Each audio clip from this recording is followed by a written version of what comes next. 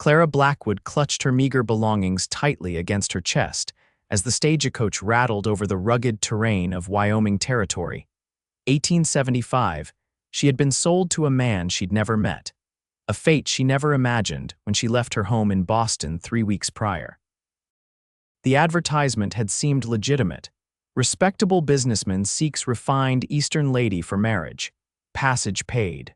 Clara, desperate after her father's death left her penniless and facing eviction, had responded with hope.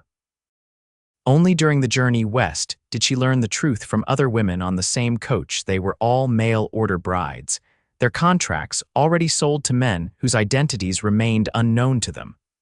Almost there, ladies. The driver called as the settlement of Promise Creek appeared on the horizon, a collection of wooden buildings stretching along a dusty main street. Clara's stomach tightened. Her auburn hair had come loose from its pins during the long journey, and her blue traveling dress was wrinkled and stained with dust. She tried to make herself presentable, though she wondered why she bothered. The man who had purchased her contract would hardly care about her appearance, only that she was young, capable of work, and fertile. "Remember what I told you," whispered Mrs. Winters, the older woman who had been escorting the brides. "Be obedient, do not argue, and you may find yourself with a tolerable situation. Resist and—" She didn't finish the sentence. She didn't need to. The stagecoach lurched to a stop in front of the Promise Creek Hotel. Clara's legs trembled as she descended from the coach. 5 men waited on the porch, watching the women with expressions ranging from curiosity to something that made Clara's skin crawl. Mrs. Winters gathered them together. "Ladies, these gentlemen have paid good money for your contracts. You will go with them peaceably." One by one, the women were called forward. Clara watched her traveling companions, all strangers, but comforting in their familiarity, depart with men whose rough appearance and calloused hands told of hard lives on the frontier. "Clara Blackwood," Mrs. Winters finally called. A broad-shouldered man with a weathered face stepped forward. "That'd be mine," he said, his voice thick with what sounded like a southern drawl. Clara felt faint as the man approached, but before he could take her arm, another voice rang out across the street. "Hold up there, Jenkins." A tall figure emerged from the shadow of the general store across the way. His face was partially obscured by the brim of his hat, but Clara could see a strong jawline covered in a neatly trimmed beard. He moved with the easy confidence of a man who knew how to handle himself, spurs jingling softly with each step. "This ain't your business, Sullivan," Jenkins said, his hand closing around Clara's upper arm. "I'm making it my business." The stranger Sullivan approached, and Clara could now see his eyes, a striking blue against his sun-bronzed skin. "How much did you pay for her contract?" Jenkins narrowed his eyes. $50. "Why?" Sullivan reached into his vest and pulled out a leather wallet. "I'll give you $75 for it," Clara gasped. Was she being traded like cattle before she'd even left the stagecoach stop? Jenkins looked at her, then back at Sullivan. "What do you want with her? You ain't the marrying type." "That's between me and the lady." Sullivan counted out bills. $75, take it or leave it." Jenkins hesitated only briefly before snatching the money. "She's yours, enjoy." He turned and stalked away without a backward glance. Mrs. Winters approached Sullivan with a document. "You'll need to sign the transfer of contract, Mr. Sullivan." "No, madam," Sullivan said, his voice firm but polite. "There won't be any contract."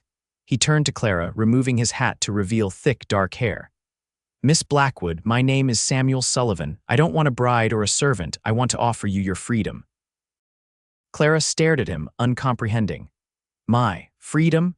Yes, madam. You're not beholden to anyone in this territory. Not to Jenkins, not to me. I've been watching Mrs. Winters and her operation for some time now. It ain't right, bringing women out here under false pretenses." Mrs. Winters bristled. "These women signed contracts of their own free will, under false advertising," Sullivan countered. "Miss Blackwood, did you know you were being sold to the highest bidder when you signed on?" Clara shook her head, finding her voice at last. "No. The advertisement said I would be married to a businessman." Sullivan nodded as if he'd expected this answer. "Mrs. Winters, I suggest you move along before I speak to Sheriff Taylor about your business practices." The woman's face paled, and she quickly gathered her papers. This is the last time I bring my girls to Promise Creek, she muttered before hurrying back to the stagecoach. Clara stood on the dusty street, bewildered by the sudden turn of events. Mr. Sullivan, I don't understand. Why would you pay $75 to free a woman you don't know? Sullivan placed his hat back on his head. Because everyone deserves a choice, Miss Blackwood. Now, you can take the next stagecoach back east if you want it comes through in 3 days, or you can stay in Promise Creek and make your own way. The hotel has a clean room available, and I've arranged to cover 3 nights' stay. After that, it's up to you. Why would you do this? Clara asked again, unable to believe such generosity existed. My sister was brought west on a similar promise 5 years ago, Sullivan said, his eyes darkening with memory. She wasn't as fortunate as you're going to be. Clara felt tears prick her eyes. Thank you, Mr. Sullivan. I don't know how I'll repay you. No need for repayment.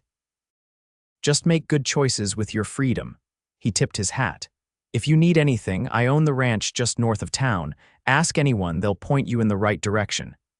As he turned to leave, Clara called out, Mr. Sullivan, he paused, looking back over his shoulder. I don't have anywhere to go back east, she admitted. My father died, leaving nothing but debts. Are there opportunities for a woman to work here, respectably? A small smile touched his lips. The schoolteacher left last month to get married. Town's looking for someone educated to take her place. If you're interested, talk to Mayor Hargrove tomorrow. With that, he walked away, leaving Clara standing in the street with her carpetbag, stunned by the sudden gift of freedom and possibility that had been handed to her by a stranger with kind eyes and a mysterious past. Clara slept fitfully that night in the small but clean room at the Promise Creek Hotel. The bed was comfortable enough, but her mind raced with questions about her future. By morning, she had made her decision she would inquire about the teaching position. With her education from the Boston Ladies' Seminary, she was qualified, and the prospect of independence was far more appealing than returning east to face an uncertain fate. After washing her face and putting on her second-best dress, a simple navy blue cotton with white trim at the collar and cuffs, Clara made her way downstairs. The hotel's dining room was nearly empty, save for a heavyset man enjoying a hearty breakfast near the window. Good morning, miss, the hotel proprietor called from behind the counter. Mr. Sullivan asked that I provide you breakfast. What would you like? Just coffee and toast, please, Clara replied, still uncomfortable with accepting charity. Nonsense, the man said with a friendly smile. We've got fresh eggs and bacon. Mr. Sullivan paid for a proper meal. Clara reluctantly agreed, and soon she was seated with a plate piled high with food. As she ate, the man by the window kept glancing her way. Finally, he stood, adjusted his vest over his considerable girth, and approached her table. Pardon me, miss, he said, removing his hat. Would you be the young lady Samuel Sullivan assisted yesterday? Clara swallowed her bite of egg. Yes, sir. Harold Hargrove, madam, mayor of Promise Creek. He extended his hand. Sullivan stopped by my office last night, mentioned you might be interested in our teaching position. Clara quickly wiped her hands on her napkin and stood to shake his hand. Clara Blackwood, sir. Yes, I am very interested. I graduated from the Boston Ladies' Seminary and have experience tutoring children in mathematics, literature, and history. Mayor Hargrove's eyebrows rose appreciatively. Well now, that's exactly what we need. Our school has 15 children aged 6 to 16. Can you start on Monday? Clara blinked in surprise. Without an interview or references, Miss Blackwood, we've been without a teacher for over a month. The children are running wild and their parents are at their wits' end. Besides, Sullivan vouched for you and that's good enough for me. Mr. Sullivan hardly knows me, Clara protested. He's a good judge of character, Hargrove said with finality. The position pays $30 a month plus room and board in the small house behind the schoolhouse. It's not much, but it's private and decent. Clara could hardly believe her good fortune. I accept, Mayor Hargrove, thank you. Excellent, I'll have my wife show you to the schoolhouse and teachers' quarters after breakfast. You can settle in and prepare for Monday. He paused, then added, the town will be mighty pleased. We were worried we'd have to close the school until spring when travel is easier. After breakfast, Clara followed Mrs. Hargrove, a plump, cheerful woman with graying hair, to the schoolhouse at the edge of town. The building was simple but well-maintained, with a large room furnished with wooden desks and a blackboard. Behind it stood a small cottage that would be Clara's home. "It's not fancy," Mrs. Hargrove apologized as she opened the cottage door, "but it's clean." The last teacher, Miss Perkins, left most of the furnishings when she married her rancher. Clara stepped inside to find a cozy sitting room with a small sofa and rocking chair. A kitchen area occupied one corner, and a door led to a tiny bedroom with a narrow bed.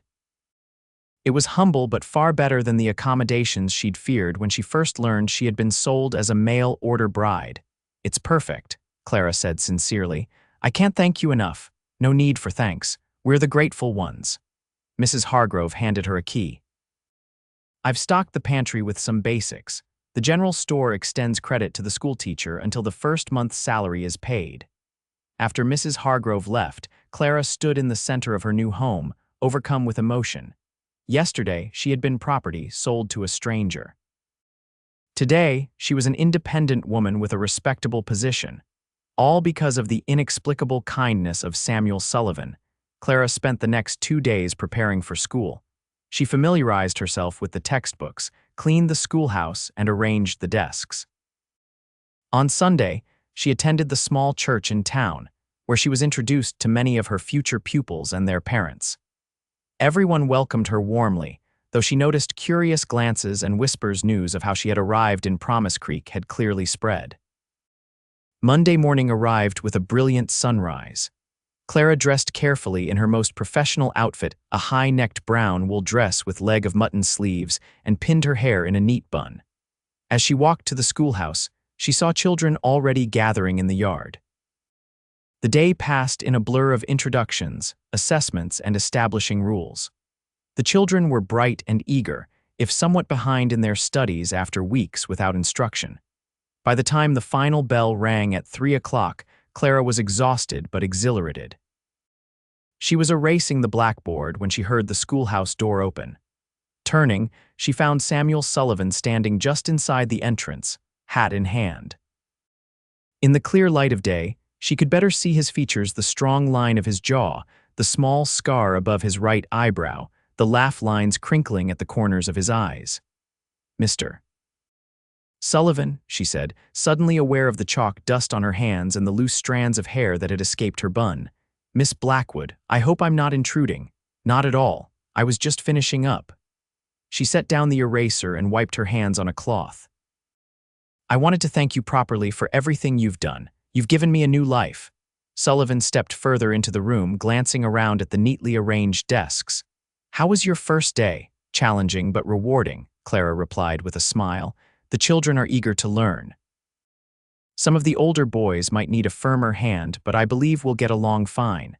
Sullivan nodded, a hint of approval in his expression. "Mayor Hargrove speaks highly of you, says you're exactly what the town needed." Clara felt herself blush. "The mayor is very kind, as are you, Mr. Sullivan. I still don't understand why you would help a stranger the way you did." Sullivan was quiet for a moment, his gaze drifting to the window. "Like I said, my sister wasn't so fortunate. Emma was brought west by a man who promised marriage but intended something else entirely." His jaw tightened. "By the time I found her, it was too late. I couldn't help her, but maybe I can help others." "I'm so sorry about your sister," Clara said softly. "What happened to the man who brought her west?" A shadow crossed Sullivan's face. "He won't hurt anyone else." The implication was clear, and Clara felt a chill despite the warm classroom. "I didn't come here to talk about the past," Sullivan said, his tone lightening. "I wanted to make sure you were settling in and had everything you needed. I am, and I do, thanks to you." Sullivan shifted, seemingly uncomfortable with her gratitude. "I brought you something." He reached into his coat and produced a small book. "Noticed you didn't have many books in your cottage. Thought you might enjoy this." Clara accepted the volume, a collection of poetry by Emily Dickinson. "This is wonderful, thank you." "It was my sister's favorite," he said quietly. "She'd want someone like you to have it." Clara ran her fingers over the worn cover, touched by the personal nature of the gift. "I'll treasure it." An awkward silence fell between them. Sullivan cleared his throat. "Well, I should let you get back to your work. If you need anything, my ranch, the Double S, is about 5 miles north. Anyone can point you in the right direction. Thank you again, Mr. Sullivan, for everything. He nodded, replaced his hat, and turned to leave. At the door, he paused. There's a town social on Saturday evening. Might be a good way for you to meet more folks. Will you be there? Clara asked before she could stop herself. A small smile tugged at his lips. I reckon I might make an appearance. With that, he was gone, leaving Clara holding the book of poetry and wondering about the complex man who had saved her from a fate she dared not imagine. The week passed quickly as Clara settled into her teaching routine.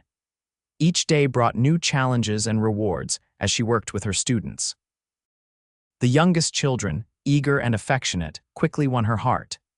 The older ones, particularly the teenage boys, tested her authority but gradually came to respect her firm but fair approach. By Friday, Clara had earned the approval of most parents, who stopped by after school to introduce themselves properly and express their gratitude for her taking the position. Several mothers invited her to Sunday dinner, and Clara found herself touched by the community's acceptance. Saturday morning, Clara walked to the general store to purchase fabric for new curtains for her cottage. The store owner, Mr. Peterson, greeted her warmly. Miss Blackwood, heard the youngsters are mighty pleased with their new teacher. I hope so, Mr. Peterson, they're bright children. As she browsed the fabrics, the bell above the door jingled, and a young woman entered. She was strikingly beautiful, with golden hair arranged in an elaborate style and a dress that spoke of wealth unusual for the frontier town. Ah, Miss Lancaster, Mr. Peterson said. What can I do for you today? The blonde woman's gaze swept over Clara with obvious assessment before she turned to the shopkeeper. Father needs his tobacco order. Is it in yet? Just arrived yesterday. I'll fetch it for you. As Mr. Peterson disappeared into the back room, Miss Lancaster approached Clara. You must be the new schoolteacher. I'm Sophia Lancaster. My father owns the bank and most of the businesses in town. Clara straightened, immediately sensing the woman's territorial nature. Clara Blackwood. It's a pleasure to meet you. Sophia's smile didn't reach her eyes. I understand Samuel Sullivan rescued you from an unfortunate situation. How gallant of him. The condescension in her tone was unmistakable. Clara maintained her composure. Mr. Sullivan showed great kindness to a stranger. I'm very grateful. Yes, Sam has always had a soft spot for charity cases. Sophia adjusted her lace gloves. He and I have an understanding, you know. Our families have been close for years, and it's expected we'll announce our engagement soon. Clara felt an unexpected pang of disappointment, but kept her expression neutral. Congratulations, Mr. Sullivan seems like an honorable man. Oh, he is, Sophia said, her tone softening slightly when speaking of Sullivan, one of the finest ranchers in the territory. The Double S will be quite prosperous once we combine it with my father's holdings. Mr. Peterson returned with a package, ending the uncomfortable conversation. Sophia paid for her purchase and turned to leave, pausing at the door. Will you be attending the social tonight, Miss Blackwood? I plan to, yes. Wonderful. You'll meet everyone who matters in Promise Creek. Her smile turned sharp. Though as the schoolteacher, you should know that people will be watching your behavior closely. The children's moral education is so important, don't you agree? The threat was thinly veiled. Clara lifted her chin. I completely agree, Miss Lancaster, which is why I believe in demonstrating honesty, kindness, and respect for others at all times. Sophia's eyes narrowed slightly before she swept out of the store. Mr. Peterson cleared his throat. Don't mind Miss Lancaster. She's had her sights set on Sullivan for years, but I've never seen him show any particular interest beyond friendship. Clara selected a simple blue cotton fabric for her curtains. It's really none of my concern, Mr. Peterson. Of course not, he agreed, though his knowing smile suggested otherwise. Will there be anything else today? Clara hesitated, then asked. Do you know what happened to Mr. Sullivan's sister? He mentioned she came west as a bride but met with misfortune. Mr. Peterson's expression sobered. That's a dark tale, Miss Blackwood, and not one I should tell. If Sam wants you to know, he'll tell you himself. He measured and cut the fabric. I will say this, it changed him. Before, he was the most carefree young man you'd ever meet. After Emma died, he became the serious fellow you know now. Clara paid for her fabric and left the store, her mind filled with questions about Samuel Sullivan and the tragedy that had shaped him. She also couldn't help wondering about his relationship with Sophia Lancaster. Was there truly an understanding between them, or was it merely Sophia's wishful thinking? That evening, Clara dressed carefully for the social in her best dress, a forest green taffeta with modest lace trim. She pinned her auburn hair in a simple but elegant style and added her mother's pearl earrings, her only inheritance of value. The town hall was transformed with lanterns and bunting. A small band played lively tunes, and tables laden with food lined one wall. Clara was immediately greeted by several of her students' parents and drawn into conversation about the school and her impressions of Promise Creek. She was enjoying herself, despite occasional glances from Sophia Lancaster, who held court among the town's wealthier citizens. Clara had just accepted a cup of punch when Mayor Hargrove approached with Samuel Sullivan at his side. "Miss Blackwood, enjoying your first Promise Creek social?" the mayor asked. "Very much, thank you," Clara replied, trying not to stare at Sullivan, who looked remarkably handsome in a clean black suit and crisp white shirt. "Samuel was just telling me about the new breeding stock he's bringing in from back east," Mayor Hargrove said.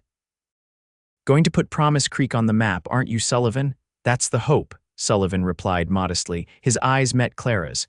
"You look lovely tonight, Miss Blackwood." "Thank you, Mr. Sullivan." Mayor Hargrove glanced between them with a knowing smile. "Well, I see, Mrs. Hargrove waving me over. You two enjoy the evening." He departed with a wink that made Clara blush. "How are you finding teaching?" Sullivan asked, moving closer so they could hear each other over the music and chatter. "It's wonderful. The children are Samuel, there you are."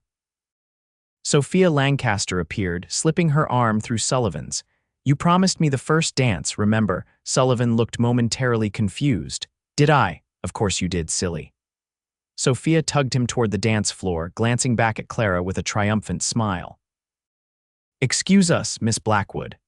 Clara watched them join the other dancers, noting how Sophia pressed closer to Sullivan than propriety strictly allowed. Sullivan, for his part, maintained a proper distance and seemed to be speaking seriously to Sophia, who pouted in response.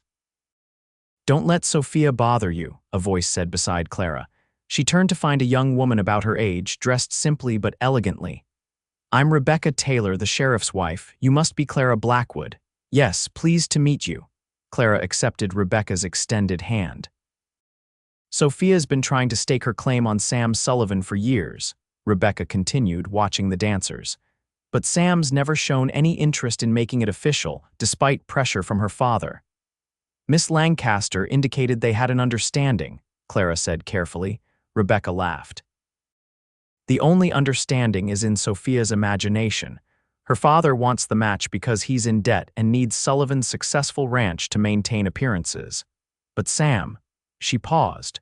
"Sam's been carrying too many ghosts to think about marriage, at least until recently." Clara didn't ask what Rebecca meant by that last comment. Instead, she changed the subject, asking about life in Promise Creek and Rebecca's experiences as the sheriff's wife. They were deep in conversation when the music ended and Sullivan appeared beside them. "Mrs. Taylor," he greeted Rebecca with a smile. "I see you've met our new school teacher." "We were just getting acquainted," Rebecca confirmed. "And now I think I'll find my husband before someone else claims him for the next dance." She winked at Clara before disappearing into the crowd. "Would you care to dance, Miss Blackwood?" Sullivan asked, extending his hand. Clara hesitated, glancing across the room where Sophia watched them with narrowed eyes. "I wouldn't want to cause any trouble with Miss Lancaster." Sullivan's expression hardened slightly. "There's nothing between Sophia and me that would make dancing with you improper." Clara placed her hand in his. "In that case, I'd be delighted." He led her to the dance floor just as the band began a waltz. Sullivan proved to be an excellent dancer, guiding her smoothly around the floor. Clara was acutely aware of his hand at her waist and the respectable but small distance between them. "You've made quite an impression on the town," Sullivan said. "Mayor Hargrove tells me the children are actually excited to go to school now," Clara smiled. "They're wonderful students." "I'm the fortunate one. I don't think luck has anything to do with it. You've earned their respect. The sincerity in his voice warmed her. As they turned, Clara caught sight of Sophia watching them, her expression thunderous. "I think your friend is unhappy with your choice of dance partner," Clara observed. Sullivan glanced over his shoulder and sighed. "Sophia is not my friend in the way she'd like to be. Her father is heavily invested in my new breeding program, and she's heavily invested in becoming Mrs. Sullivan." "And you don't return her interest?" His blue eyes met hers directly. "No, I don't." The music ended and Sullivan escorted her from the dance floor. Before they could continue their conversation, Sheriff Taylor approached, his expression serious. "Sam, there's trouble at the saloon. Jenkins is drunk and making threats about his property being stolen." Sullivan's jaw tightened. "Miss Blackwood, please excuse me." "Of course," Clara said, suddenly afraid. "Is this about me?" "Don't worry," Sullivan assured her. "Jenkins is all talk. Sheriff Taylor and I will handle it." The two men left quickly, and Clara found herself standing alone until Rebecca Taylor appeared at her side. "Come sit with me," Rebecca said, leading her to a quiet corner. "The men will handle Jenkins." "Who exactly is Mr. Jenkins?" Clara asked. "Theodore Jenkins owns a failing ranch south of town. He's got a reputation for mistreating his workers and his previous mail-order brides." "Previous?" Clara's stomach churned. "You mean I wasn't the first?" Rebecca's expression was grim. "You would have been his third." "The first left him after a month of abuse. No one knows what happened to the second." Clara felt ill. "And Mr. Sullivan knew this. Everyone knows it, but no one could prove anything. That's why Sam was watching for Jenkins at the stagecoach stop. He'd heard Jenkins had another bride coming." Rebecca squeezed Clara's hand. "Sam's been trying to stop the mail-order bride trade to this region ever since his sister's death." Clara wanted to ask more, but at that moment, a commotion erupted at the entrance to the town hall. Theodore Jenkins burst in, his face flushed with alcohol and rage, Sheriff Taylor and Sullivan close behind him. "Where is she?" Jenkins bellowed, scanning the room until his bloodshot eyes found Clara. "There's my property." Sullivan grabbed Jenkins by the collar. "That's enough, Jenkins. You've been paid more than fair for a contract that wasn't worth the paper it was written on." Jenkins struggled against Sullivan's grip. $75 don't cover what I paid for passage and contract. I want my bride or my money." Sheriff Taylor stepped between Jenkins and the staring crowd. "You've been compensated, Jenkins. Now you can leave peacefully or spend the night in my jail. Your choice." For a moment, it seemed Jenkins might choose confrontation. Then his shoulders slumped. "This ain't over, Sullivan," he muttered before allowing Sheriff Taylor to escort him out. The band quickly resumed playing, but the mood of the evening was broken. Clara stood, gathering her shawl. "I should go." "I'll walk you home," Sullivan said, appearing beside her. Outside, the night was cool and clear, stars scattered across the vast Wyoming sky. They walked in silence until they reached Clara's cottage behind the schoolhouse. "I'm sorry about Jenkins," Sullivan said as they stopped at her door. "He won't bother you again, Mr. Sullivan." "Sam," Clara said softly, using his given name for the first time. "Rebecca told me this wasn't the first time Jenkins brought a bride west. What happened to the others?" Sullivan's expression darkened. "The first managed to escape to Cheyenne. The second—" He shook his head. "There was an accident at the ranch. Jenkins claimed she fell down the stairs, but no one believed him. There just wasn't enough evidence for the sheriff to make an arrest." Clara shivered despite her shawl. "Thank you for saving me from that fate." "I wish I could save them all," he said, his voice rough with emotion. "Your sister. Was her situation similar?" Sullivan was quiet so long that Clara thought he wouldn't answer. Then, "Emma was 18 when she answered an advertisement similar to the one that brought you west.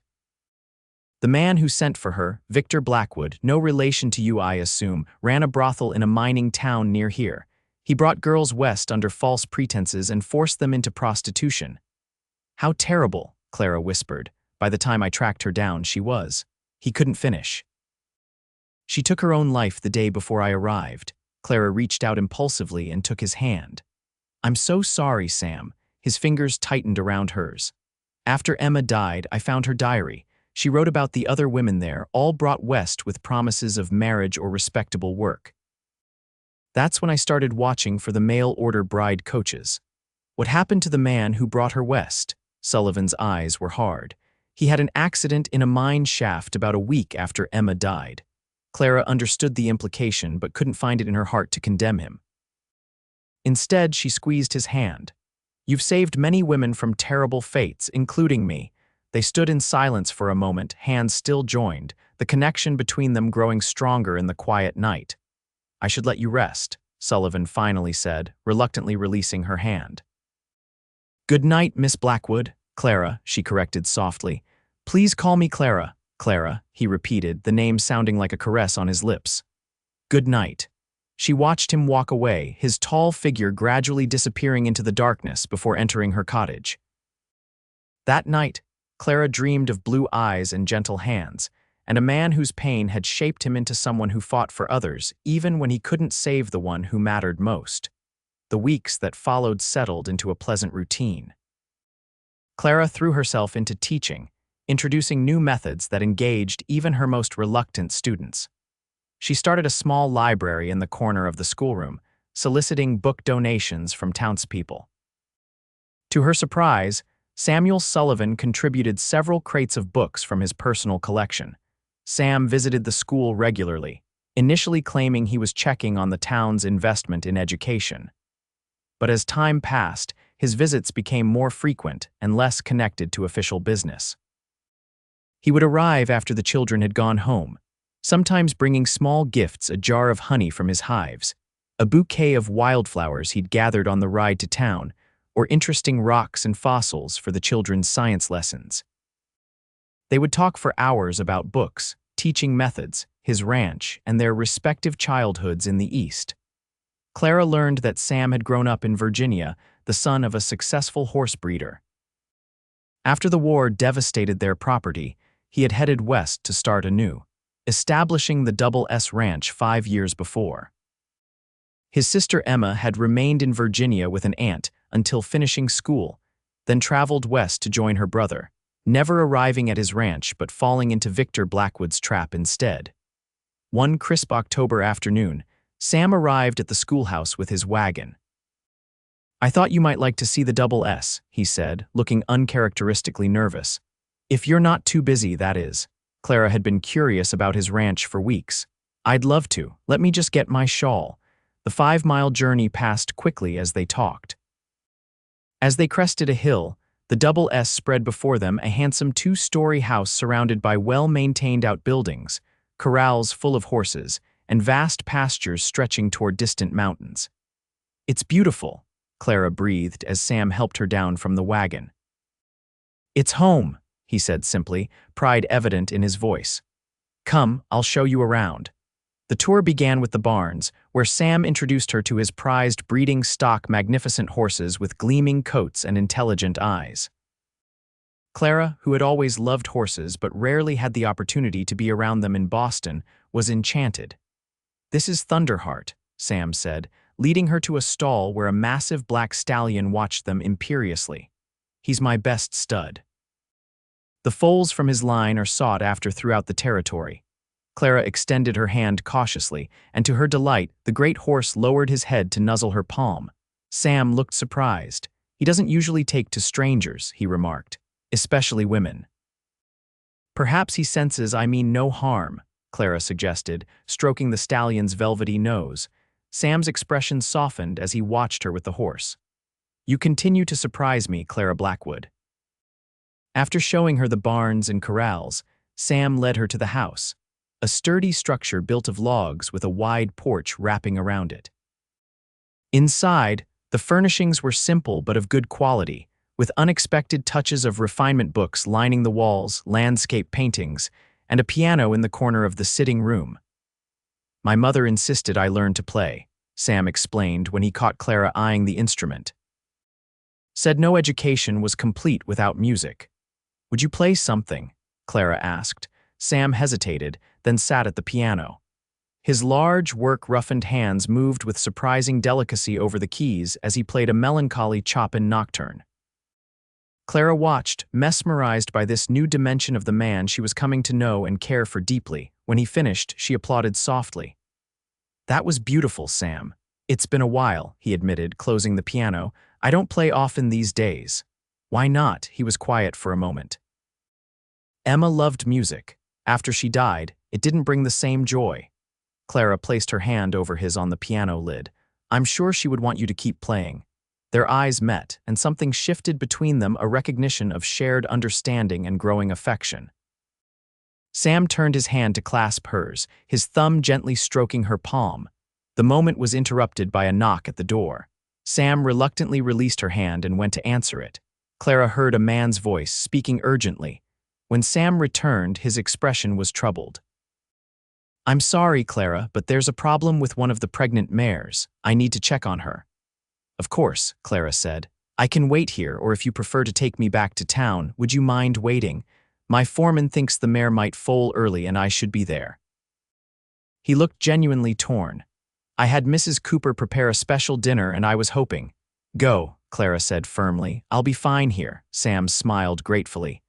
I shouldn't be more than an hour. Please make yourself comfortable. There are books in the study if you'd like to read. After he left, Clara explored the house more thoroughly. The study was indeed filled with books, classics, scientific works, poetry, and histories. She selected a volume of Whitman and settled into a comfortable chair. As she read, she noticed a small leather-bound book on Sam's desk. The book was open, and she glimpsed what appeared to be a diary entry in feminine handwriting. With a start, Clara realized it must be Emma's diary, the one Sam had mentioned finding after her death. She knew she shouldn't read it, that it was private, but something drew her to the desk. The page showed a date from 5 years earlier, and the words leapt out at her. I fear I will never escape this place. The other girls say no one ever does. Mr. Blackwood keeps our contracts locked in his safe and tells all who inquire that we are willing employees. Some of the men who visit are kind, but most are not. I think of Samuel daily and wonder if he is searching for me. I pray he finds me before I lose what little remains of my soul. Clara's eyes filled with tears. She carefully closed the diary, understanding now the depth of Sam's pain and his determination to prevent other women from suffering Emma's fate. She returned to her chair, but Whitman no longer held her attention. Instead, her mind filled with thoughts of Sam, his kindness, his strength, the gentleness beneath his serious exterior. She realized with sudden clarity that she had fallen in love with him. The thought both exhilarated and frightened her. Sam clearly still carried deep wounds from his sister's death. And then there was Sophia Lancaster, who, despite Sam's denial of any understanding between them, continued to act as though she had a claim on him. Just the previous Sunday, Sophia had made a point of sitting beside Sam in church and engaging him in conversation after the service, all the while sending pointed glances in Clara's direction. Clara was still lost in thought when Sam returned, looking tired but relieved. The mare is fine, he reported. Just a false alarm. She probably has another week before she delivers. He studied Clara's face. Is everything all right? You look troubled. Clara managed a smile. Just thinking about some of my students, nothing important. Sam didn't appear convinced, but didn't press the issue. Dinner should be ready. Mrs. Cooper is an excellent cook. She comes in 3 times a week to keep me fed and the house in order. Dinner was served in a formal dining room that Clara suspected was rarely used. Mrs. Cooper, a cheerful older woman with apple-red cheeks, had prepared a feast: roast beef, potatoes, fresh bread, and apple pie for dessert. This is wonderful, Clara said after Mrs. Cooper had served them and discreetly withdrawn to the kitchen. Far better than my own cooking, I'm afraid. You don't enjoy cooking? Sam asked, serving her a slice of beef. I never learned properly, Clara admitted. My mother died when I was young, and my father hired housekeepers who didn't welcome help in the kitchen. Then at the seminary, meals were prepared for us. Yet you manage on your own now, Clara laughed. Simple fare only. The children occasionally bring me preserves or fresh eggs from their family's farms, which helps. They continued to talk as they ate, the conversation flowing easily between them. Clara found herself revealing more about her past, her father's gradual decline into alcoholism after her mother's death, his gambling away their modest fortune, and her desperate decision to answer the mail-order bride advertisement when faced with homelessness following his death. I didn't know what else to do, she confessed. I had no relatives willing to take me in, and few respectable positions are available to unmarried women in Boston. You were brave to travel west alone, Sam said. Not brave, Clara corrected. Desperate, there's a difference. You underestimate yourself, Sam said quietly. Many would have chosen less respectable options when faced with such circumstances. Clara thought of Emma and the other women trapped in Victor Blackwood's establishment. I was fortunate. First, in answering an advertisement that brought me to Promise Creek, and then in having you there when I arrived. I believe that was more than fortune, Sam said, his eyes holding hers. I wasn't even supposed to be in town that day. I had business in Cheyenne but decided at the last minute to delay my trip when I heard Jenkins was expecting a bride. Providence then, Clara suggested. Perhaps. Sam's expression grew serious. Clara, there's something I need to tell you. Before he could continue, they heard the sound of approaching horses outside. Sam frowned, rising from the table to look out the window. It's Hargrove and Sheriff Taylor, he said, puzzled, and they've brought Jenkins with them. Clara felt a chill. Why would they bring him here? I don't know, Sam's expression hardened, but I intend to find out. Stay here, please. Clara heard the front door open and men's voices, too low to distinguish words but tense in tone. After a few minutes, Sam returned to the dining room, his face grim. What is it? Clara asked, rising from her chair. Jenkins has filed a formal complaint with the territorial court, Sam explained. He's claiming I stole his property and is demanding either your return or substantial compensation. But that's absurd. I'm not property, and you paid him for the contract. Not enough, according to Jenkins. He claims the contract specified a bride, not merely passage west, and that the value of a wife is considerably more than $75. Sam's jaw clenched. He's found a judge willing to hear the case. Clara felt her legs weaken and she sank back into her chair. Can he really do this? Force me to go with him? No, Sam said fiercely. I won't allow it, but we need to address this legally. Sheriff Taylor suggests you stay in town tonight, where he can keep an eye on things until we sort this out. When is the hearing? Tomorrow morning. Judge Wilson is passing through on circuit. Sam ran a hand through his hair in frustration. I've sent for my lawyer in Cheyenne, but he may not arrive in time. Clara took a deep breath, steadying herself. Then we'll handle this ourselves. I am a free woman, and no contract signed under false pretenses will change that. Sam's expression softened with admiration. You continue to amaze me, Clara Blackwood. They rode back to town in tense silence, accompanied by Sheriff Taylor. Mayor Hargrove had taken Jenkins to the hotel with strict instructions to stay there until the hearing. News of the situation spread quickly through Promise Creek, and by the time they reached Clara's cottage, several townspeople were waiting to offer support. Don't you worry, Miss Blackwood, Mrs. Peterson from the general store assured her. No one in this town will let Jenkins take you anywhere. We'll all speak for you at the hearing, Rebecca Taylor added. The judge needs to understand what kind of man Jenkins really is. Clara was touched by their support but still terrified. After everyone left, promising to attend the hearing the next morning, Sam lingered at her door. I should stay in case Jenkins tries something foolish, he said, glancing toward the hotel visible down the street. The sheriff said he'd keep watch, Clara reminded him, though part of her wanted Sam to stay. I don't trust Jenkins. He's desperate and dangerous. Sam's blue eyes were dark with concern. I failed to protect Emma. I won't fail you. Clara reached out, touching his arm. You haven't failed anyone, Sam, and you won't now. He covered her hand with his own. Clara, what I was trying to tell you at dinner, I need you to know, Miss Blackwood. The call came from down the street. They turned to see Rebecca Taylor hurrying toward them. I'm sorry to interrupt, but the judge has arrived early and wants to see both of you immediately.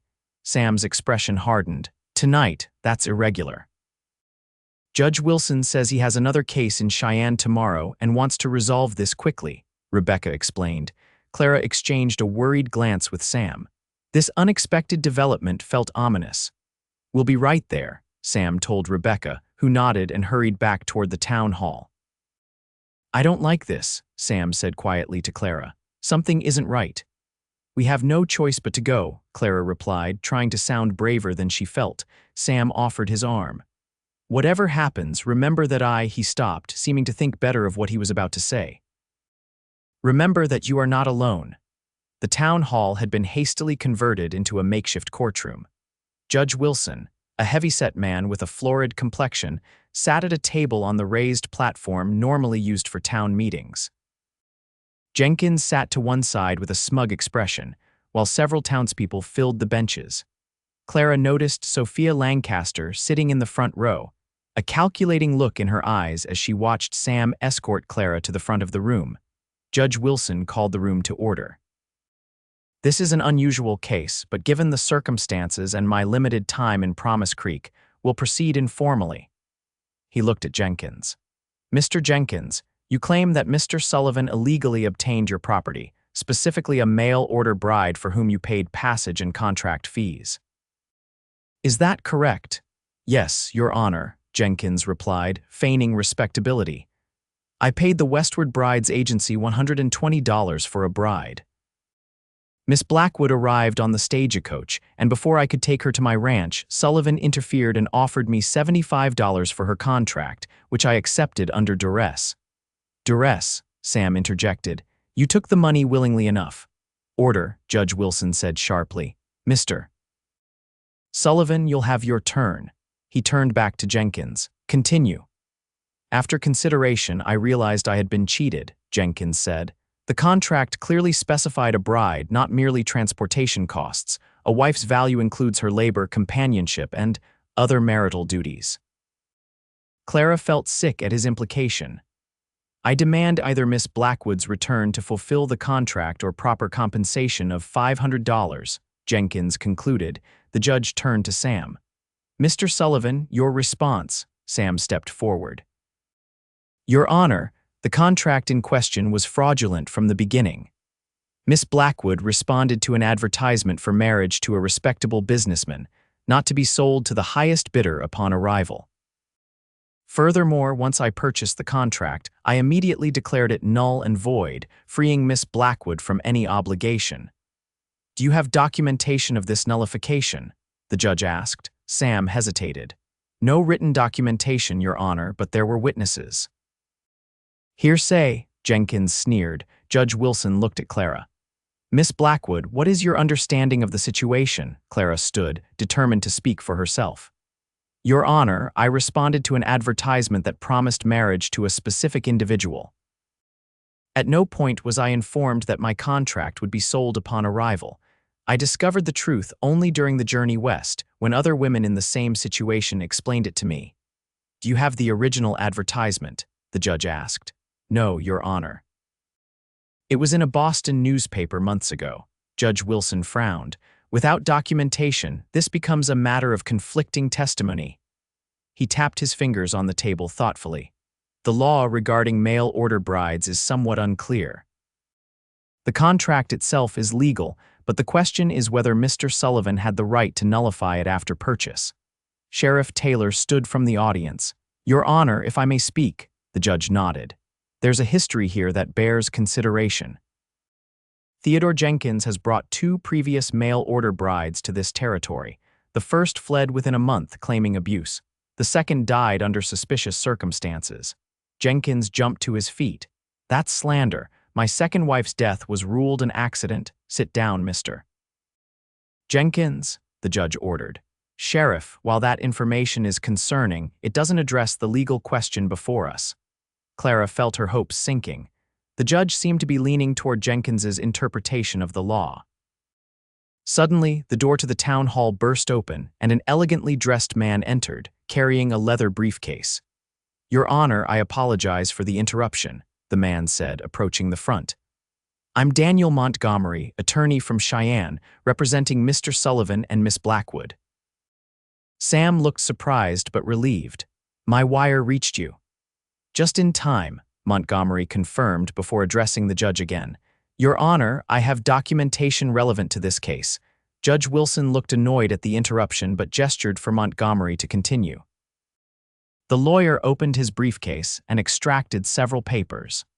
First, I have here a ruling from the Territorial Supreme Court in the case of Watkins v. Reynolds last year. establishing that mail-order bride contracts are voidable if there is evidence of misrepresentation in the initial advertisement. He handed the document to the judge, who examined it with a frown. Second, Montgomery continued, I have sworn affidavits from 3 women who responded to similar advertisements placed by the Westward Brides Agency, all stating they were deceived about the nature of the arrangement. This is outrageous, Jenkins protested. Those cases have nothing to do with my contract with Miss Blackwood. On the contrary, Montgomery replied smoothly, they establish a pattern of fraud by the agency you used. Finally, Your Honor, I have here a copy of the Boston Daily Gazette containing the original advertisement that brought Miss Blackwood west. As you can see, it specifically promises marriage to a respectable businessman seeking a refined Eastern lady, with no mention of sale to a third party upon arrival. Clara gasped softly. How had Montgomery obtained the newspaper? The judge reviewed the documents, his expression gradually shifting from annoyance to thoughtfulness. In light of this evidence, Judge Wilson finally said, I am inclined to rule that the contract was indeed fraudulent from its inception. As such, it is void, not merely voidable, meaning Mr. Sullivan's purchase and subsequent nullification are legally irrelevant. Miss Blackwood is not bound by the terms of a fraudulent contract. Jenkins leapt to his feet. This is corruption. Sullivan's wealth and influence are perverting justice. One more outburst, Mr. Jenkins, and I'll hold you in contempt, the judge warned. My ruling is final. The case is dismissed. Jenkins stormed out, but not before casting a venomous glance at Clara and Sam. This isn't over, he muttered as he passed. The townspeople surrounded Clara with congratulations and support. Through the crowd, she caught sight of Sophia Lancaster slipping out, disappointment evident in her expression. When the crowd finally dispersed, Clara approached Montgomery, who was speaking quietly with Sam. How did you get the newspaper? She asked the lawyer. I never mentioned which paper carried the advertisement, Montgomery smiled. I didn't. That was an old issue of the Gazette with a similar advertisement. Judge Wilson didn't examine it closely enough to realize it wasn't the specific one you answered. Clara was shocked. But that's a legal strategy, Montgomery interjected smoothly. Sometimes justice requires creative approaches, especially when the formal law might not protect those who need protection most. Sam placed a hand on Clara's shoulder. Daniel has been helping me deal with these mail-order bride situations for years. He understands what's at stake. Clara wasn't entirely comfortable with the deception, but couldn't deny she was relieved by the outcome. Thank you, Mr. Montgomery. My pleasure, Miss Blackwood. Now, if you'll excuse me, I have a long ride back to Cheyenne. He shook Sam's hand. I'll send you my bill, Sullivan. After Montgomery left, Sam turned to Clara. Are you all right? Yes, just overwhelmed. She looked up at him. Is it really over? Legally, yes. But Jenkins made threats as he left. Sam's expression was grave. I don't trust him to accept the judge's ruling. I think you should stay at the Double S tonight where I can ensure your safety. Clara hesitated. Though she trusted Sam implicitly, she was aware of how such an arrangement might appear to others. Mrs. Cooper will be there, Sam added, understanding her concern. And tomorrow we can discuss more permanent arrangements for your security. Clara nodded, too exhausted to argue. Let me gather a few things from the cottage first. As they walked toward her small home, the adrenaline of the hearing began to fade, leaving Clara trembling slightly. I was so afraid, she admitted quietly. Not just of Jenkins, but of losing everything I've built here, my teaching position, my independence, the respect of the town. You would never have lost those things, Sam assured her. Even without Montgomery's intervention, I would have found a way to protect you. By marrying me. Clara asked, the question slipping out before she could stop it. Sam stopped walking, turning to face her in the moonlight. Is that what you think? That I would have offered marriage only as a last resort, wouldn't you have? Clara challenged, suddenly needing to know where she stood. To prevent Jenkins from claiming me, Sam's expression softened. Clara, I've been trying to find the right moment to tell you something important. What happened today only makes it more urgent. He took her hands in his touch warm and steady. I didn't save you from Jenkins so you could be obligated to me or anyone else. I wanted you to have freedom to choose your own path. But I find myself hoping, more each day, that your path might lead to me. Clara's breath caught. What are you saying, Sam? I'm saying that I love you, Clara Blackwood. Not out of obligation or duty, but because you are the most remarkable woman I've ever known. You're brave, intelligent, and kind, and you've brought light back into my life when I thought it would remain in shadow forever. Tears filled Clara's eyes. Oh, Sam, I love you too, I have for weeks, but I was afraid to hope you might feel the same. Sam released her hands only to cup her face gently. May I kiss you, Clara? In answer, she rose on tiptoe, closing the distance between them. His lips met hers in a tender kiss that quickly deepened, expressing all the emotions they had held back for too long. When they finally parted, Sam rested his forehead against hers. Come home with me, Clara, not just for tonight, but forever. Are you proposing, Samuel Sullivan? Clara asked, her heart pounding. Inelegantly, perhaps, he admitted with a smile. I had planned something more romantic, dinner at the ranch, music, flowers, but today's events made me realize that life is too uncertain to wait for perfect moments. Clara laughed softly. This moment is perfect because you're in it. Sam's expression grew serious again. I want to be clear, this has nothing to do with protecting you from Jenkins or fulfilling some obligation. I want to marry you because I can't imagine my future without you in it. Yes, Clara said simply. I will marry you, Sam. Not because I need protection or security, but because I love you and want to build a life with you. He kissed her again, and in that moment, Clara knew she had truly found freedom, not just from a fraudulent contract or a dangerous man, but the freedom to love and be loved for exactly who she was. They were so absorbed in each other that neither noticed the shadowy figure watching from between two buildings across the street, Theodore Jenkins, his face contorted with rage and jealousy as he observed their embrace. The next morning dawned clear and crisp. Clara woke in the guest bedroom of the Double S Ranch house, momentarily disoriented until memories of the previous evening flooded back the hearing. Sam's declaration of love, his proposal. A smile spread across her face as she realized it hadn't been a dream. She dressed quickly in the clothes she had brought from her cottage and made her way downstairs. Sam was already in the dining room, deep in conversation with Sheriff Taylor. Both men looked up when she entered, their serious expressions immediately concerning her. What's happened? She asked, looking between them. Sam rose and pulled out a chair for her. Jenkins has left town. Isn't that good news? Clara asked, accepting the cup of coffee Sam poured for her. Ordinarily, yes, Sheriff Taylor replied, but he didn't go quietly. He spent the evening drinking heavily at the saloon, making threats against both of you. This morning, his room at the hotel was empty and his horse is gone from the livery. We're concerned he might try something desperate, Sam explained, his hand covering hers on the table. The sheriff has men watching the roads, but Jenkins knows this territory well. He could be anywhere. Clara tried to suppress her fear. What should we do? For now, I think you should stay here at the ranch, Sam said. It's more defensible than your cottage in town, and I have ranch hands who can keep watch. But my students, Mayor Hargrove has arranged for Mrs. Peterson to take over your classes temporarily, Sheriff Taylor assured her. The town understands the situation. Clara felt torn between gratitude for their concern and frustration at the disruption to her life. How long must I hide away? Just until we locate Jenkins, the sheriff said. Or until he's been gone long enough that we can reasonably assume he's left the territory for good. After breakfast, Sheriff Taylor departed, promising to send word if they found any sign of Jenkins. Sam showed Clara around the ranch, introducing her to the ranch hands and explaining the daily operations. Despite the circumstances that had brought her there, Clara found herself enjoying the tour and imagining a future as mistress of this place. In the afternoon, Rebecca Taylor arrived with some of Clara's belongings from the cottage.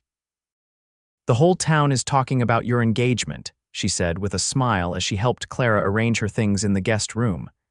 Most people suspected you two were sweet on each other for weeks, Clara blushed. Was it that obvious?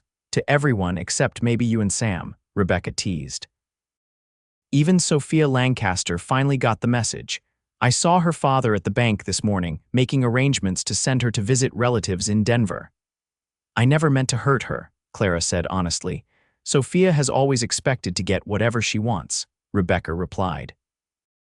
A little disappointment will do her good. She squeezed Clara's hand. You and Sam deserve happiness, especially after everything you've both been through. That evening, Sam prepared a special dinner to properly celebrate their engagement. Mrs. Cooper had left before Sheriff Taylor's morning visit, so they had the house to themselves. Sam proved to be a surprisingly competent cook, preparing a simple but delicious meal of roasted chicken, potatoes, and fresh vegetables from the kitchen garden. Where did you learn to cook? Clara asked as they sat at the dining table, which Sam had set with his best china and adorned with wildflowers. Necessity, he replied with a smile. When I first came west, I couldn't afford a cook. Later, it became a way to relax after a long day of ranch work. You continue to surprise me, Clara said, reaching across the table to take his hand. I'm looking forward to discovering all your hidden talents. Sam's eyes darkened with emotion. And yours. I love you, Clara. I love you too. After dinner, they sat before the fire in the sitting room, discussing plans for their future. They decided on a December wedding, giving them 2 months to prepare and allowing Clara to honor her teaching commitment through the fall term. Will you continue teaching after we're married? Sam asked, his arm around her as they sat together on the sofa. Would you mind if I did, at least until the end of the school year? I want you to do whatever makes you happy, Sam assured her. The ranch is close enough to town that you could ride in daily if you wished. Clara leaned her head against his shoulder, feeling truly content. I can't believe how much my life has changed in just 2 months. When I stepped off that stagecoach, I thought my future was determined by a contract I didn't understand. Now I'm free to choose my own path, and I've chosen you. Sam kissed the top of her head. And I've chosen you, freely and with my whole heart. They spent the next 3 days in a peaceful bubble at the ranch. Sam showed Clara more of the operation, and she began to learn about cattle ranching and horse breeding. In the evenings, they would read together or Sam would play the piano. His music no longer touched with sadness but filled with hope for their future. On the 4th day, a ranch hand rode in with news Jenkins had been spotted near the property line, watching the main house through a spyglass. Sam immediately increased security, posting men around the perimeter and ensuring Clara was never alone. Perhaps we should move the wedding forward, Sam suggested that evening as they sat in his study. Once you're legally my wife, Jenkins would have even less claim on you. I won't let him dictate our plans, Clara said firmly. Besides, I want my students to attend our wedding. Many of them have never seen one. Sam smiled at her determination. You're right, we'll proceed as planned, but I want you to be careful, don't go anywhere alone, even within the house. 2 more days passed without incident, leading them to hope that Jenkins had given up and moved on. Sheriff Taylor visited to report that there had been no further sightings in the area. Still, keep your guard up, he advised before departing. Jenkins isn't the type to surrender easily. That night, Clara woke to the smell of smoke.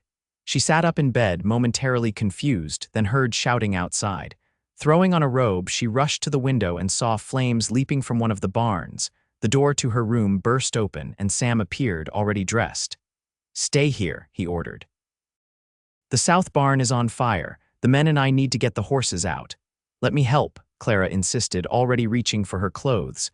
No, Sam's voice was sharp with fear. This could be Jenkins's doing. I need to know you're safe.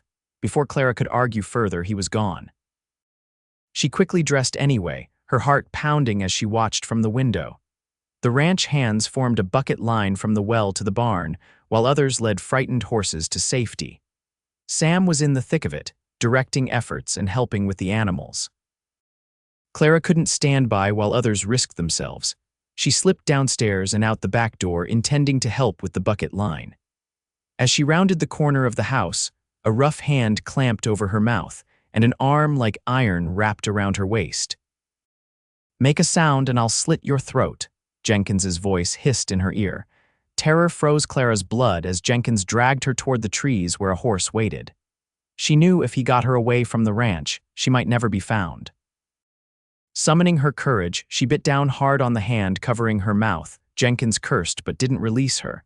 Instead, he tightened his grip painfully. "You'll pay for that and for everything else.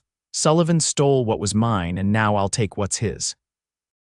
Clara fought with all her strength, kicking and struggling as he hauled her toward the waiting horse. They were almost to the tree line when a shot rang out, and Jenkins suddenly released her, stumbling backward. Clara fell to the ground and scrambled away, turning to see Jenkins clutching his shoulder, blood seeping between his fingers. Sam stood 20 yards away, his revolver still raised. "Step away from her, Jenkins," Sam commanded, his voice deadly calm as he advanced. "The next bullet goes through your heart." Jenkins looked from Sam to Clara, calculating his chances. For a moment, Clara thought he might surrender, but then his uninjured arm moved to draw the gun at his hip. Sam fired again. Jenkins crumpled to the ground and lay still. Ranch hands arrived seconds later, summoned by the gunshots. Sam ordered 2 men to check Jenkins while he rushed to Clara, gathering her into his arms. "Are you hurt?" he demanded, his hands gently examining her face, arms, shoulders. "No," Clara managed, though she was trembling violently. "He didn't have time to. He's dead, boss," one of the ranch hands called from where they knelt beside Jenkins's body. Sam closed his eyes briefly, his arms tightening around Clara. "I'm sorry you had to witness that," he murmured against her hair, "but I'm not sorry he's gone." "Neither am I," Clara admitted, feeling a mixture of relief and shock. "The fire, was it a diversion?" Sam nodded grimly. "Must have been. We got all the horses out, though the barn is likely lost." He looked down at her, his expression fierce with love and protectiveness. "None of that matters. Only you matter." Sheriff Taylor arrived an hour later, accompanied by Mayor Hargrove. After examining Jenkins's body and taking statements from Sam, Clara, and the ranch hands who had witnessed the confrontation, he declared the shooting justified self-defense. "Jenkins set that fire deliberately to draw everyone away from the house," the sheriff concluded. "His horse had supplies for a long journey, and he left a note at his abandoned ranch saying he was leaving to claim what was rightfully his. No one will question your actions, Sam."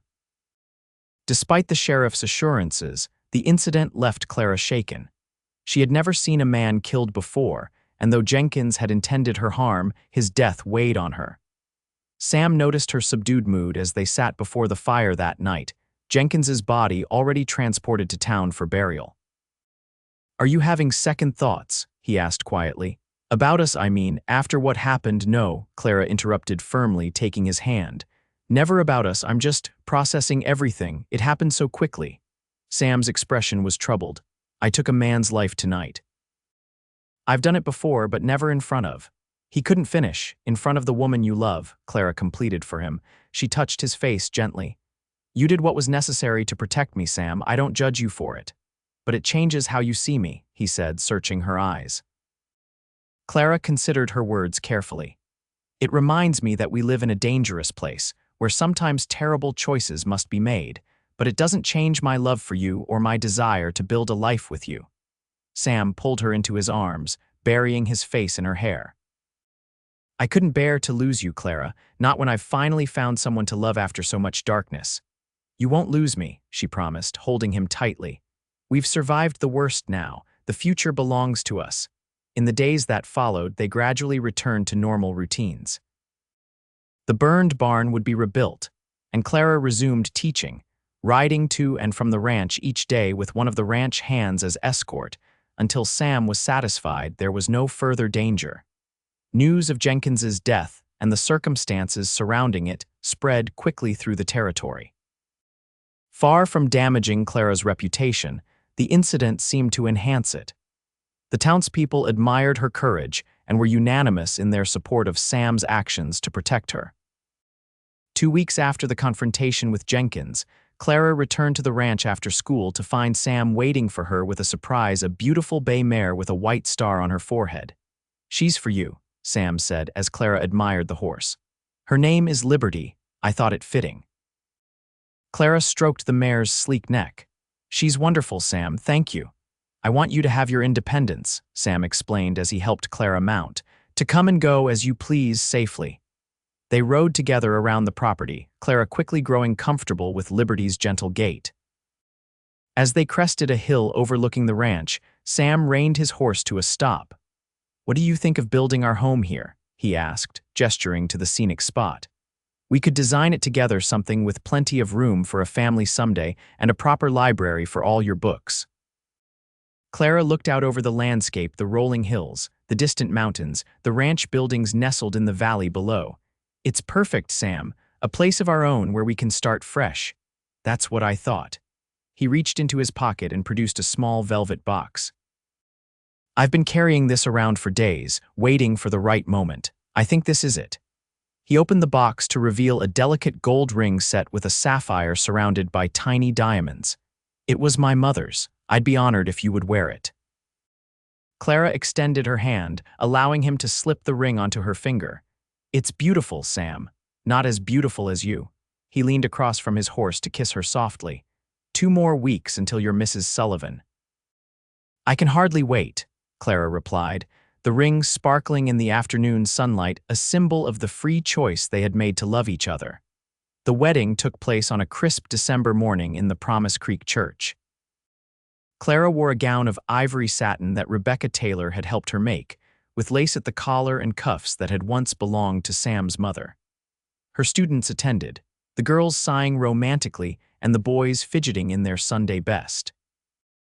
Mayor Hargrove hosted a reception at the town hall afterward, where the entire community gathered to celebrate. Even Sophia Lancaster, recently returned from Denver, attended, graciously offering her congratulations to the couple. As Clara and Sam danced together, surrounded by friends and well-wishers, Clara reflected on the journey that had brought her to this moment. She had arrived in Promise Creek expecting servitude, perhaps even abuse, at the hands of a stranger. Instead, she had found freedom, purpose, community, and love. "What are you thinking, Mrs. Sullivan?" Sam asked as he guided her around the dance floor. "That sometimes the worst moments of our lives can lead to the best," she replied, smiling up at him. "If my father hadn't left me destitute, if I hadn't answered that advertisement, if you hadn't been watching for Jenkins that day." "Providence," Sam suggested, echoing their conversation from months before.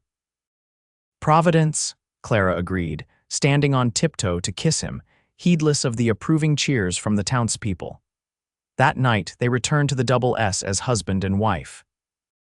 Standing in the doorway of what was now their shared bedroom, Clara felt a moment of shyness, but it disappeared when Sam took her in his arms. "I love you, Clara Sullivan," he whispered against her lips. "With all that I am and all that I have, I love you." "And I love you, Samuel Sullivan," she replied, her heart full to bursting.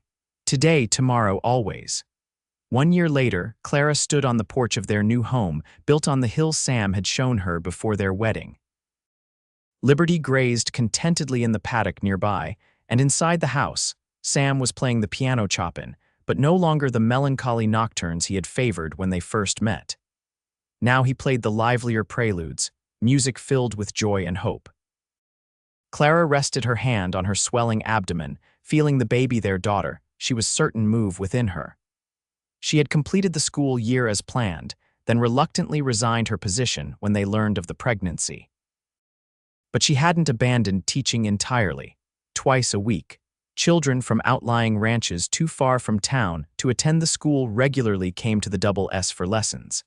Sam appeared in the doorway behind her, wrapping his arms around her and placing his hands over hers on her belly.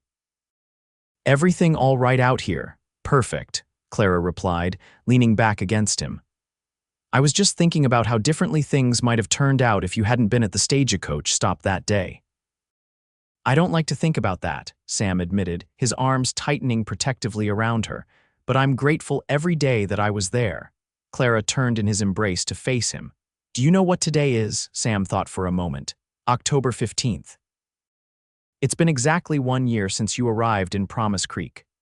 1 year since you paid $75 to make me free," Clara said softly, touching his face. "The best investment anyone ever made, I'd say." Sam laughed and kissed her. "The return has been beyond measure." As the sun set behind the distant mountains, casting golden light across their land, Clara knew with absolute certainty that she had found not just freedom, but home. She had been sold as a mail-order bride, But the cowboy who paid to make her free had given her something far more valuable than mere independence. He had given her love, respect, and a future filled with promise. And that, Clara thought as she and Sam walked hand in hand back into their home, was worth more than all the gold in Wyoming territory.